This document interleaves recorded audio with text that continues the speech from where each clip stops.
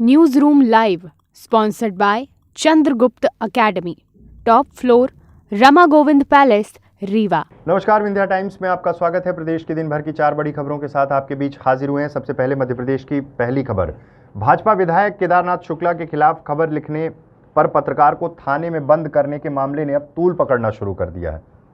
दरअसल ये पूरा मसला कुछ दिन पहले का है, जब सोशल मीडिया में एक फेक आईडी के थ्रू विधायक और विधायक के बेटे पर कुछ आपत्तिजनक टिप्पणी की गई थी, जिसको लेकर रंगकर्मी नीरज कुंदेर को गिरफ्तार किया गया था।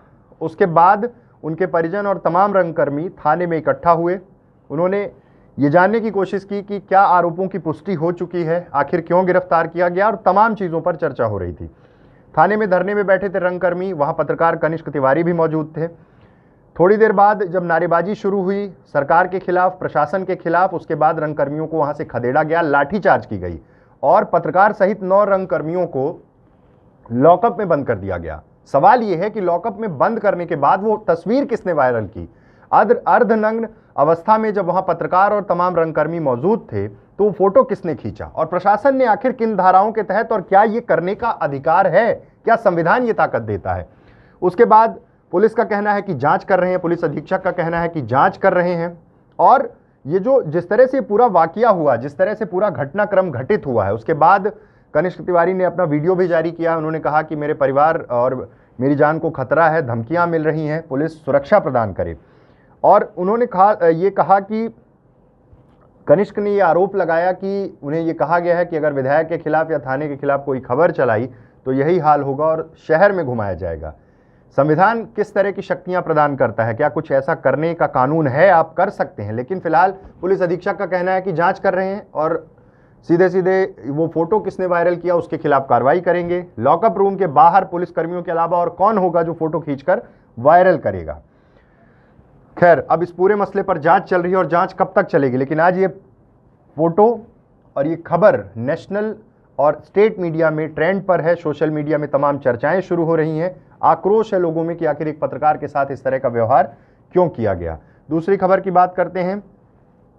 दूसरी खबर है, मध्य प्रदेश में जबरदस्त लू चल रही है, हीट वेव और सीवियर, जिस तरह से ये मौसम बदल रहा है, बदलने के बाद जैसे पहले गर्मी कम थी लेकिन धीरे धीरे कर पारा 44 तक पहुंच गया। खरगोन में 44 डिग्री के पार है ये पारा, और ऐसे में लू का अलर्ट जारी किया गया है, जिसमें छिंदवाड़ा, गुना, सतना, रीवा, टीकमगढ़, ग्वालियर, दतिया, अशोकनगर, राजगढ़, सागर, दमोह, छतरपुर, खरगोन, खंडवा, धार, शाजापुर, आगर और रतलाम में लू का अलर्ट जारी किया गया है। सीवियर लू जो है उससे बचने की बेहद ज़रूरत है। आप जब बहुत ज़रूरी हो तभी घरों से बाहर निकलें, क्योंकि तापमान 42-43 के पार है और सीवियर लू की कंडीशन में कई बार तापमान 45 डिग्री टच कर जाता है। मौसम विभाग ने भी ये कहा है कि अगले 2-3 दिन में सावधानी बरतने की बरतना बेहद ज़रूरी है, क्योंकि लू का प्रकोप दिन प्रतिदिन बढ़ेगा। लेकिन अप्रैल के दूसरे सप्ताह में जो हालात हैं, इससे ये साफ हो गया है कि आगे आने वाले समय में मध्य प्रदेश में बहुत भीषण गर्मी पड़ने वाली है।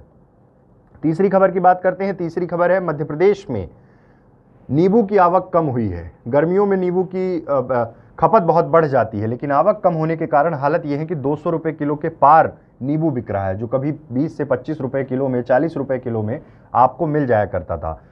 इसके 2 कारण हैं। पहला कारण है कि गुजरात, महाराष्ट्र और आंध्र प्रदेश में नींबू की फसल बहुत खराब हुई है, जिसके कारण आवक कम है। दूसरा, गर्मी बहुत जल्दी और बहुत तेजी से आ गई है। ऐसे में कंजम्पशन बहुत बढ़ गया है। जिनके पास स्टॉक है वो स्टॉक को रोक रहे हैं, लेकिन अभी हालत यह है कि 200 रुपये के पार नींबू बिक रहा है। फसल खराब होने के कारण भी रेट बढ़े हुए हैं। थोक का रेट ही 170 रुपये किलो चल रहा है। ऐसे में सोचिए कि कैसे आपको एनर्जी ड्रिंक में ज़्यादा इस्तेमाल करने वाला, मतलब गर्मियों में ज़्यादा इस्तेमाल होता है नींबू का, कैसे मिल पाएगा। लेकिन फिलहाल उम्मीद है कि धीरे धीरे आवक बढ़ेगी अन्य राज्यों से, और नींबू जिसकी ज़रूरत गर्मी में बेहद ज़्यादा हो जाती है वो कम कीमत में मिल पाएगा।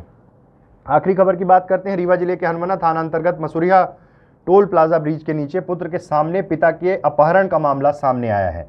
सूचना के बाद थाना पुलिस ने 5 आरोपियों को गिरफ्तार कर लिया है। पूरा मामला MP-UP बॉर्डर क्रॉस कर एक बाइक में सवार होकर पिता पुत्र मिर्जापुर की ओर जा रहे थे। तभी ब्रिज के नीचे 5 बदमाशों ने बाइक छीन ली, साथ ही पिता का अपहरण कर 2 लाख रुपए की फिरौती मांगी। डर के मारे परिजनों ने 20,000 रुपए दे भी दिए थे। इधर पुत्र अपनी फरियाद लेकर हनुमाना थाने पहुंचा। तब आईपीसी की धारा 364 ए 394 का अपराध पंजीबद्ध किया गया। हालांकि 5 घंटे के भीतर हर्रई मुढ़ान थाना मऊगंज में 5 आरोपियों को गिरफ्तार कर पिता को मुक्त करा दिया गया है। खुलेआम जिस तरह की परिस्थितियां हैं, जिस तरह अपराध बढ़ रहा है, लूट की घटनाएं आए दिन, नशे की खेप लगातार पुलिस पकड़ रही है, लेकिन ये आवक कम नहीं हो रही है। और लूट की जिस तरह की घटनाएं हो रही हैं, किडनैपिंग, और 5 घंटे में हालांकि पुलिस ने तत्परता से ये कार्रवाई कर दी। तो ये थी प्रदेश के दिन भर की 4 बड़ी खबरें। ऐसी तमाम खबरों के लिए आप बनी रहिए विंध्या टाइम्स के साथ। बहुत बहुत धन्यवाद। News room live sponsored by Chandragupta academy, top floor, Rama Govind palace, Rewa.